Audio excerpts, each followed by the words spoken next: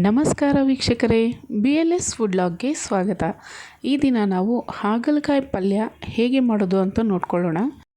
ಹಾಗಲಕಾಯಿ ಚೆನ್ನಾಗಿ ಹುರಿಯೋದ್ರಿಂದ ಪಲ್ಯ ಕಹಿ ಆಗೋದಿಲ್ಲ, ಹಾಗೆ ತಿನ್ನೋದಕ್ಕೂ ಸಹ ಚೆನ್ನಾಗಿರುತ್ತೆ. ಹಾಗಲಕಾಯಿ ಯಾರು ತಿನ್ನದೇ ಇರೋರು ಸಹ ಇದನ್ನು ಆರಾಮಾಗಿ ತಿಂತಾರೆ, ಅಷ್ಟು ಚೆನ್ನಾಗಿ ಬರುತ್ತೆ. ಇದನ್ನು ಮಾಡೋ ವಿಧಾನ ನೋಡ್ಕೊಳ್ಳೋಣ. ಕಡಾಯಲ್ಲಿ 1.5 ಟೀ ಸ್ಪೂನಷ್ಟು ಎಣ್ಣೆನ ಸೇರಿಸಿದ್ದೀನಿ. ಇದಕ್ಕೆ ಅರ್ಧ kg ಆಗೋಷ್ಟು ಹಾಗಲಕಾಯಿನ ಕ್ಲೀನಾಗಿ ತೊಳೆದು ಇದನ್ನು ಸಣ್ಣದಾಗಿ ಹೆಚ್ಚಿ ಸೇರಿಸಿದ್ದೀನಿ. ಇದನ್ನು ನಾವು ಎಣ್ಣೆಯಲ್ಲಿ ಚೆನ್ನಾಗಿ ಹುರಿಬೇಕು. ನಾವು ಹುರಿಯೋ ಇದರಲ್ಲಿ ಇದು ಸಾಫ್ಟ್ ಆಗ್ತಾ ಬರುತ್ತೆ ಹಾಗಲಕಾಯಿ.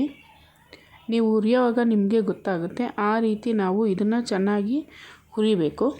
ನೋಡಿ, ಈಗ ಹುರಿದಿದ್ದಾಗಿದೆ, ಯಾವ ರೀತಿ ಕಾಣಿಸ್ತಾ ಇದೆ ಅಂತ. ಇನ್ನೂ ಸ್ವಲ್ಪ ಹೊತ್ತು ಬೇಕಾದರೂ ಇದನ್ನು ಹುರಿಬೋದು. ಈಗ ಇದನ್ನು ಸಪ್ರೇಟ್ ಪ್ಲೇಟಲ್ಲಿ ತೆಗೆದಿದ್ದೀನಿ. ಈಗ ಅದೇ ಕಡಾಯಲ್ಲಿ 1 ಟೇಬಲ್ ಸ್ಪೂನಷ್ಟು ಎಣ್ಣೆನ ಸೇರಿಸಿದ್ದೀನಿ. ಇದರಲ್ಲಿ ಸ್ವಲ್ಪ ಸಾಸಿವೆ ಹಾಗೆ ಜೀರಿಗೆನೂ ಸಹ ಸೇರಿಸಿದ್ದೀನಿ. ಇದು ಫ್ರೈ ಆದಮೇಲೆ 5 ರಿಂದ 6 ಹಸಿಮೆಣಸಿನ್ಕಾಯಿನ 1ರಲ್ಲಿ 2 ಭಾಗ ಮಾಡಿ ಸೇರಿಸಿದ್ದೀನಿ. ಇದು ಸ್ವಲ್ಪ ಫ್ರೈ ಆಗಬೇಕು ಹಸಿಮೆಣಸಿನ್ಕಾಯಿ. ಆಗ 2 ಈರುಳ್ಳಿನ ಸಣ್ಣದಾಗಿ ಹೆಚ್ಚಿ ಸೇರಿಸ್ಕೊಂಡಿದ್ದೀನಿ.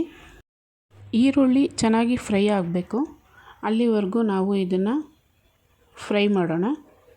ಇದರಲ್ಲಿ 1/4 ಟೀ ಚಮಚದಷ್ಟು ಅರಿಶಿನ ಪುಡಿ ಹಾಗೆ ರುಚಿಗೆ ತಕ್ಕಷ್ಟು ಉಪ್ಪನ್ನು ಸಹ ಸೇರಿಸಿದ್ದೀನಿ. ಈ ರೀತಿ ಸೇರಿಸೋದ್ರಿಂದ ಈರುಳ್ಳಿ ಸಾಫ್ಟ್ ಆಗುತ್ತೆ, ಹಾಗೆ ಬೇಗನೂ ಫ್ರೈ ಆಗುತ್ತೆ.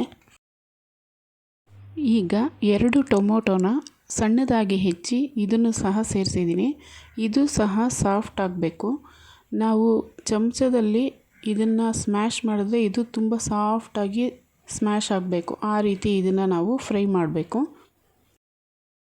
ಈಗ ಇದು ಫ್ರೈ ಆದಮೇಲೆ ನಾವು ಆಗಲೇ ಫ್ರೈ ಮಾಡಿ ಇಟ್ಟಿದ್ವಲ್ಲ ಹಾಗಲಕಾಯಿ, ಅದನ್ನು ಸಹ ಇದ್ರ ಜೊತೆ ಆ್ಯಡ್ ಮಾಡಿ ಚೆನ್ನಾಗಿ ಮಿಕ್ಸ್ ಮಾಡಬೇಕು.